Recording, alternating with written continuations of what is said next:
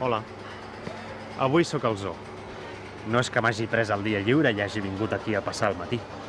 És que avui parlarem dels éssers vius. Però no només d'aquests tan grossos que podem veure aquí, sinó de tots. Fins i tot parlarem dels microbis més imperceptibles que en aquests moments volen per aquí o per l'aire de casa vostra. Esteu preparats per conèixer tots els éssers vius amb qui compartim el planeta? Doncs comencem.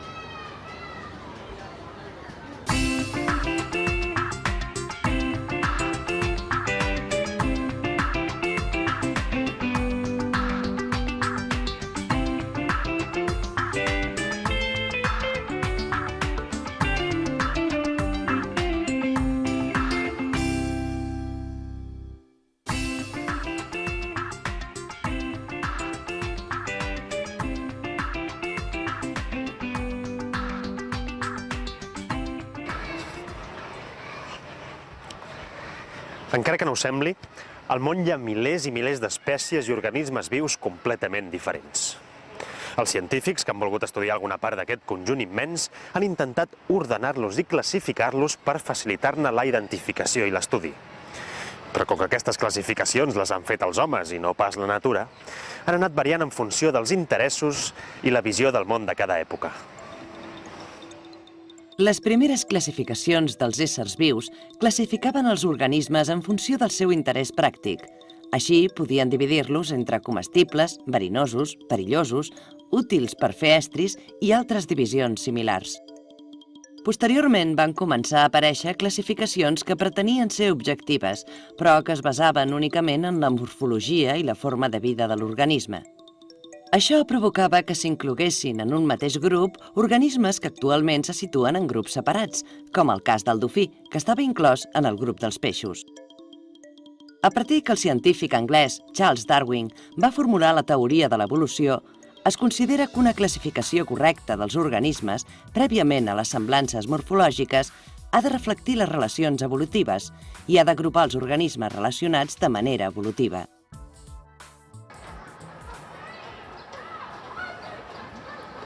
Darwin va titular la seva teoria com la teoria de l'evolució de les espècies.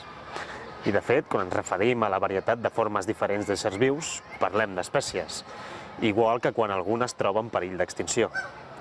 Però les espècies són només l'últim graó d'una escala o jerarquia a dins de la classificació que actualment fem servir per dividir els éssers vius.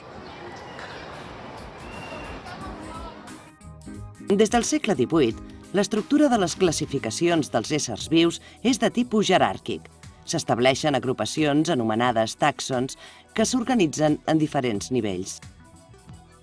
El tàxon de nivell superior és el regne. Cada regne conté una sèrie de divisions o fílums que alhora es divideixen en classes. Les classes es divideixen en diferents ordres, les subdivisions de les quals s'anomenen famílies. Les famílies estan formades per diversos gèneres que finalment contenen les diferents espècies. Tot i que l'espècie és l'últim nivell d'aquesta sèrie jeràrquica, a dins de cada espècie també podem distingir diferents grups morfològics sota les denominacions de subespècie, varietat o raça. Quan s'anomena científicament un ésser viu, no cal anomenar tota aquesta cadena jeràrquica. Només se citen el gènere i l'espècie a què pertany, perquè amb aquesta informació és molt senzill saber-ne tota la resta. L'escriptura del gènere s'ha de començar amb una majúscula, però a l'espècie s'escriu tot en minúscules.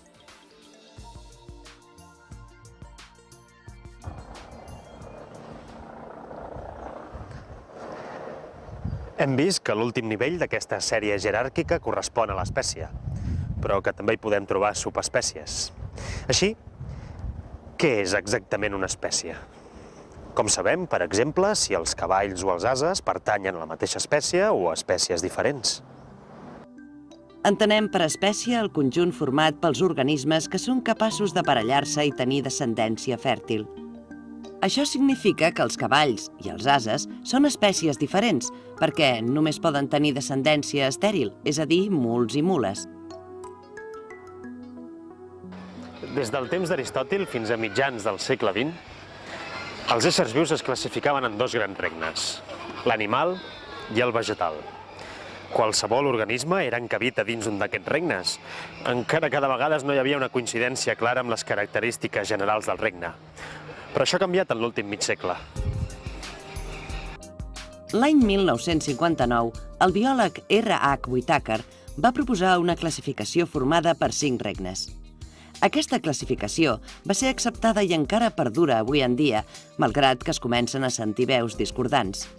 Els 5 regnes són el regne de les moneres, el regne dels protoctists, el regne dels fongs, el regne vegetal i el regne animal. El regne de les moneres conté organismes d'organització cel·lular procariota, és a dir, cèl·lules petites que no tenen la coberta nuclear que envolti el material genètic ni orgànuls membranosos. La resta de regnes contenen organismes d'organització cel·lular eucariota, o sigui, cèl·lules de mida més gran amb coberta nuclear i orgànuls membranosos.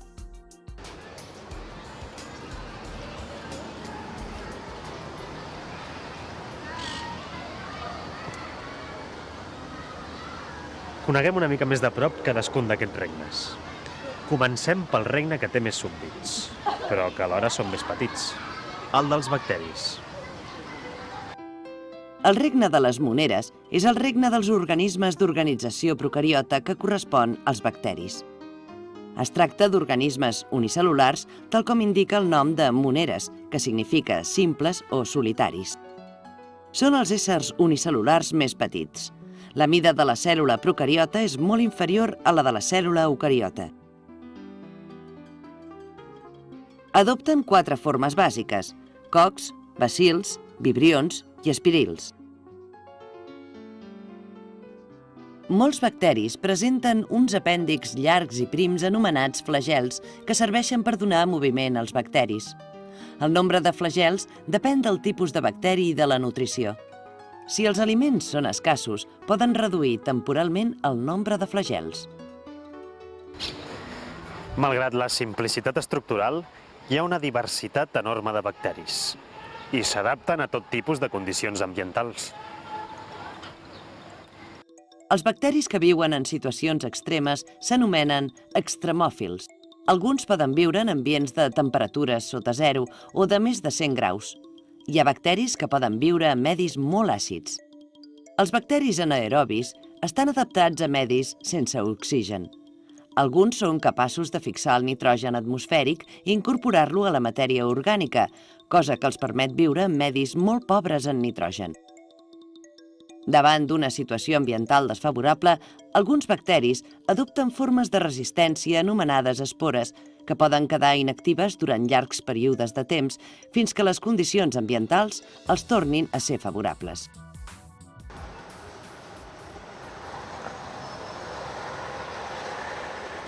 Els bacteris es reprodueixen per bipartició.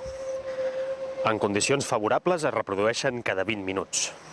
Això significa que un sol bacteri, en condicions òptimes, podria arribar a originar una colònia de més de 16 milions de bacteris en tan sols 8 hores.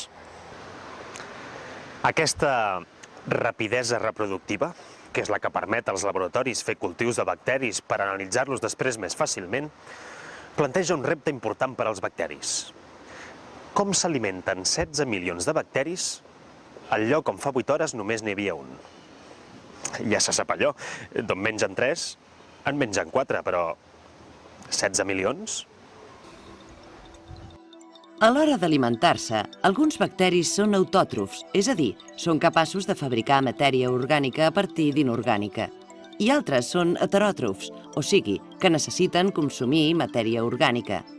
Aquests últims, els heteròtrofs, poden ser paràsits, sapròfits o simbionts. Els paràsits, quan obtenen l'aliment, perjudiquen altres organismes i de vegades arriben a produir-los la mort. Un exemple de bacteri paràsit humà és el bacteri que provoca la càries. Els sapròfits s'alimenten de matèria orgànica morta i la transformen en matèria inorgànica. Aquesta feina de descomposició és bàsica en els ecosistemes per tancar el cicle de la matèria. Són simbionts, per exemple, els que viuen a dins d'un organisme i l'ajuden en els processos digestius a canvi d'aliment i protecció. És el cas dels bacteris que viuen a dins del tub digestiu dels animals remugants, que transformen la cel·lulosa en productes assimilables per l'animal.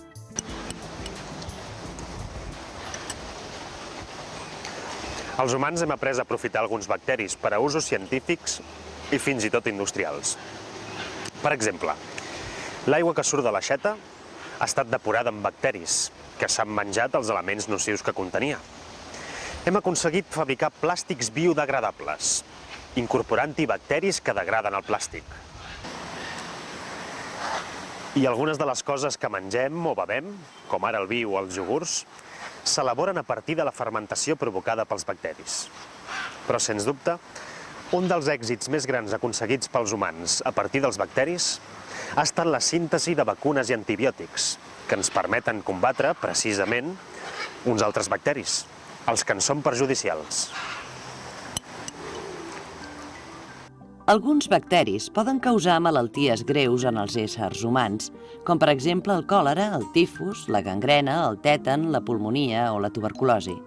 El nostre organisme fa servir el sistema immunitari per eliminar els bacteris patògens. Si no n'hi ha prou per superar la malaltia, llavors se subministren uns medicaments anomenats antibiòtics que actuen com a reforç dels anticossos. Deixem el regne dels bacteris i coneguem ara el dels protoctists.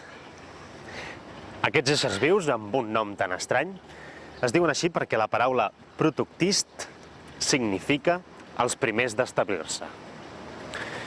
Això vol dir que aquest regne conté les formes més primitives d'organització eucariota, les primeres que van aparèixer en la història de l'evolució. Els protoctists són organismes unicel·lulars o pluricel·lulars sense teixits diferenciats. Els dos grups principals són els protozous i les algues. Els protozous són éssers unicel·lulars i heteròtrofs que viuen en medis aquosos, siguin aigües dolces, salades o bé fluids interns d'altres éssers. La majoria tenen algun sistema de desplaçament. N'hi ha que tenen flagels. Uns altres tenen un gran nombre d'apèndixs curts que es mouen coordinadament, anomenats cilis. I uns altres es mouen gràcies a unes evaginacions temporals de la membrana cel·lular anomenades pseudopodis. Hi ha molts protozous que són paràsits d'altres organismes pluricel·lulars. Alguns causen malalties que afecten els humans, per exemple, la malària, que entra als vasos sanguinis a través de la picada d'una mena de mosquit anomenat anòfel. Però també hi ha protozous que fem servir per a finalitats beneficioses, com ara la depuració d'aigües residuals. Igual que les algues, que cada cop es fan servir més en l'alimentació. Voleu veure com són per dins? Les algues, que comparteixen amb els protozous el regne dels protoctists, són organismes autòtrofs que fan la fotosíntesi en un medi aquàtic. N'hi ha d'unicel·lulars i de pluricel·lulars, tot i que no formen teixits mai. Les algues unicel·lulars són molt diverses i viuen suspeses a dins de l'aigua. Formen el fitoplàncton, una comunitat d'organismes fotosintètics suspesos en l'aigua que es converteix en aliment per moltes espècies aquàtiques. Les algues pluricel·lulars tenen mides molt variables. N'hi ha que arriben a fer 100 metres de llargària. Algunes suren i són transportades pels corrents aquàtics. Altres viuen fixades al fons, sobretot a les costes rocoses de poca fondària. El tercer regne que hem de visitar avui és el dels fongs. Ja m'agradaria convidar-vos a una rovellonada, però hem de començar per uns fongs molt i molt més petits. El regne dels fongs inclou els organismes eucariotes heteròtrofs sense mecanismes de desplaçament.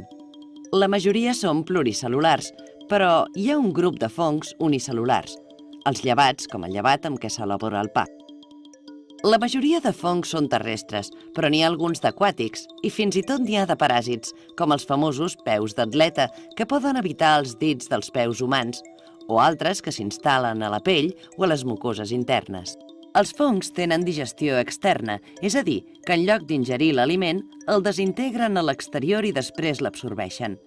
Per això funcionen com a organismes descomponedors en els ecosistemes terrestres. Els fongs pluricel·lulars, que tampoc no formen teixits, tenen una estructura filamentosa i molt ramificada. Aquests filaments s'anomenen hifes i el conjunt d'hifes rep el nom de miceli. Malgrat que el miceli acostuma a estar sota terra, molts fongs formen els bolets. Són estructures de vida curta, especialitzades en la producció i disseminació d'unes cèl·lules reproductores que s'anomenen espores. Quan aquestes espores cauen a terra, poden germinar i formar noves hifes. Alguns bolets els consumim els humans com a complement alimentari, tot i que també n'hi ha de tòxics que poden arribar a ser mortals. Si el bolet es talla pel peu, el miceli no en queda afectat i pot generar un altre bolet. Si s'arrenca, s'arrenca també el fong i el bolet no tornarà a créixer. Ja hem conegut el regne dels moneres, el dels protoctists i el dels fongs. Ens queden els dos regnes d'éssers vius de mida més gran, el vegetal i l'animal. Comencem pel de les plantes, que està format per centenars de milers d'espècies diferents. Els vegetals són organismes pluricel·lulars eucariotes amb nutrició autòtrofa. Són eucariotes perquè estan formats per cèl·lules grans i complexes, i autòtrofs perquè s'alimenten fabricant matèria orgànica a partir d'inorgànica. En el cas dels vegetals, fan servir l'energia del sol per convertir diòxid de carboni, aigua i sals minerals en matèria orgànica. Aquesta funció els converteix en una peça molt important de l'ecosistema perquè aporta la matèria orgànica que necessita la resta de l'ecosistema. Però a més d'aquesta funció, el regne vegetal contribueix a regular el clima, determinar l'estructura de l'ecosistema i protegir el sòl de l'erosió. La major part dels vegetals són terrestres, però també n'hi ha que viuen en aigües salades o dolces, perquè, de fet, evolutivament els vegetals provenen de les algues. De tota manera, l'estructura dels vegetals és molt diferent de la de les algues. Podem classificar-los en 3 grans grups. Hi ha 3 grans grups de vegetals: els briòfits, els pteridòfits i els espermatòfits. Els briòfits, coneguts popularment com molses, són els vegetals més simples. No tenen sistema vascular i això fa que siguin organismes petits que viuen en zones humides. Es reprodueixen per espores. Els pteridòfits, coneguts popularment com falgueres, són les plantes vasculars més senzilles. Estan envoltades d'una capa anomenada cutícula que les protegeix de la pèrdua d'aigua. A la cutícula hi ha unes estructures anomenades estomes que regulen l'intercanvi de gasos i la transpiració. També es reprodueixen per espores. Finalment hi ha els espermatòfits, que inclouen la majoria de plantes que ens envolten. Són les plantes vasculars més complexes. S'organitzen a partir de 3 parts: arrel, tija i fulles. L'arrel serveix per fixar la planta i absorbir aigua i sals minerals. La tija dona suport a les fulles i flors i les posa en contacte amb l'arrel. Les fulles són els òrgans fotosintètics i, en el cas dels espermatòfits, que es reprodueixen de forma sexual, les flors són els òrgans sexuals, on es produeixen els gàmetes. Les plantes que protegeixen les llavors a dins d'un fruit i que generalment formen flors molt vistoses s'anomenen angiospermes.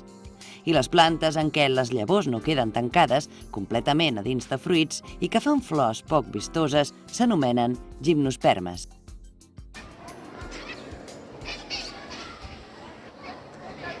I finalment, hem arribat al regne que compartim amb totes aquestes bèsties que corren per aquí, el regne animal. Teniu curiositat per saber què ens agermana amb aquests animals? Els animals són organismes pluricel·lulars de nutrició heteròtrofa, és a dir, que consumeixen matèria orgànica. A més d'aquestes, les característiques principals de la majoria dels animals, tot i que hi ha excepcions, són les següents. Obtenen l'aliment activament i el digereixen en una cavitat interna del cos. Tenen teixits especialitzats i que poden ser de gran complexitat. Tenen un sistema tegumentari que separa el medi intern de l'animal de l'exterior. Disposen d'un medi intern que posa en contacte a l'exterior amb totes les cèl·lules de l'animal. Hi ha un gran desenvolupament de mecanismes per obtenir i processar informació de l'entorn. En les formes més complexes, això forma l'aparició d'un sistema nerviós molt complex. La forma majoritària de reproducció és la sexual, tot i que de vegades coexisteix amb la sexual. En els casos de reproducció sexual, el tipus de fecundació varia en funció del grup. Pot ser interna, quan té lloc a l'interior del cos de la femella, o externa, quan té lloc a fora. Els animals ovípars són animals amb fecundació externa o interna, en els quals els òvuls fecundats es desenvolupen a l'exterior del cos de la mare en forma d'ous. Els animals vivípars són els animals amb fecundació interna en què l'ou es desenvolupa a l'interior de la mare. Quan al principi del programa hem parlat de la jerarquia en què dividim els éssers vius, hem vist que la primera divisió era la dels regnes, però que cada regne el podíem dividir en diversos fílums. En el cas del regne animal, els més representatius són els porífers, els nidaris, els anèl·lids, els equinoderms, els mol·luscs, els artròpodes i els cordats. Potser aquests noms no us han dit gran cosa, però ara en descobrirem alguna característica. Els porífers són les esponges, animals molt poc especialitzats i amb un sistema nerviós difós, que solen ser asimètrics. Els cnidaris són els pòlips i les meduses, organismes amb una única cavitat corporal dotada d'un sol orifici envoltat de tentacles i que tenen simetria radial. Els anèl·lids són els cucs rodons dividits en segments o anells i tenen un sistema muscular ben desenvolupat. Els equinoderms, al que pertanyen les estrelles de mar i els eriçons de mar, són animals marins de moviment lent i esquelet subcutani fet d'espines o plaques calcàries. També tenen simetria radial. Els mol·luscs componen un grup molt divers. Els representants més coneguts són els cargols, llimacs, petxines, musclos, calamars, sípies i pops. Són organismes de cos tou que es divideix en 3 regions: cap, massa visceral i peu. Poden tenir closca calcària més o menys desenvolupada o poden no tenir-ne, com per exemple els pops. Els artròpodes són animals amb esquelet extern i potes articulades. És el fílum que conté més espècies. Inclou 4 grans grups: crustacis, miriàpodes, com els centpeus, quelicèrats, que inclou les aranyes i els escorpins, i insectes. Finalment, els animals que tenen un eix dorsal ossi o cartilaginós que forma un esquelet intern s'anomenen cordats. A dins d'aquest fílum hi ha els vertebrats, els animals de més complexitat estructural. A dins dels vertebrats podem diferenciar 5 grups: peixos, amfibis, rèptils, aus i mamífers.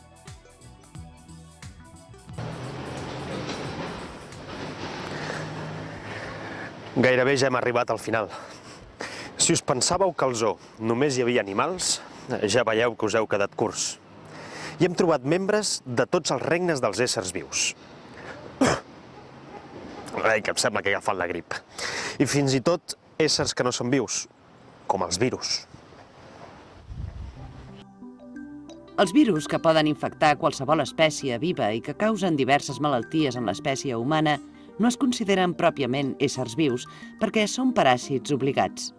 És a dir, necessiten infectar alguna cèl·lula per reproduir-se. Aquesta impossibilitat de reproduir-se autònomament els exclou de la classificació dels organismes vius. Ara sí que els hem vist tots. Si els voleu repassar, us deixo amb el resum. Fins al capítol que ve.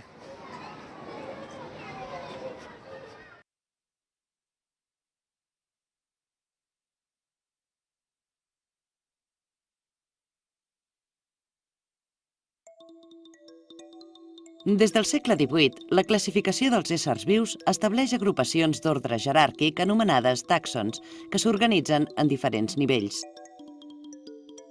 El tàxon de nivell superior és el regne.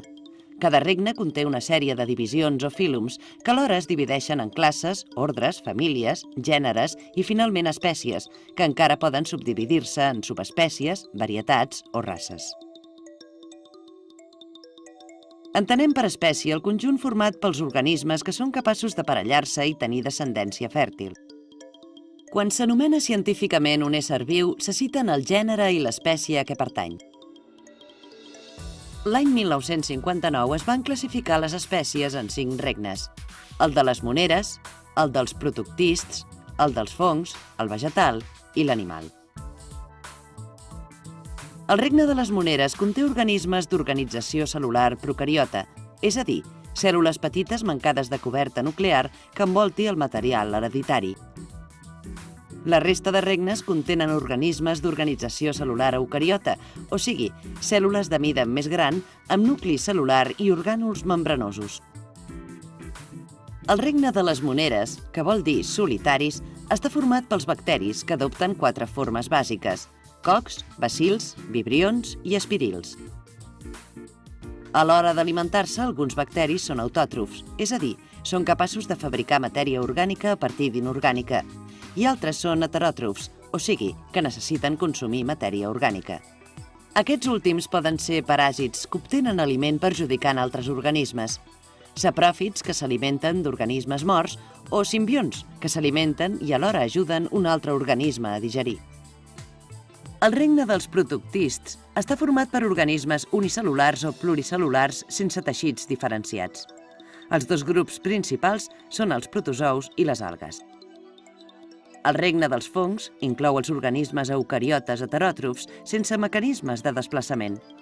La majoria són pluricel·lulars, però hi ha un grup de fongs unicel·lulars, els llevats. La majoria de fongs són terrestres, però n'hi ha alguns d'aquàtics i fins i tot n'hi ha de paràsits.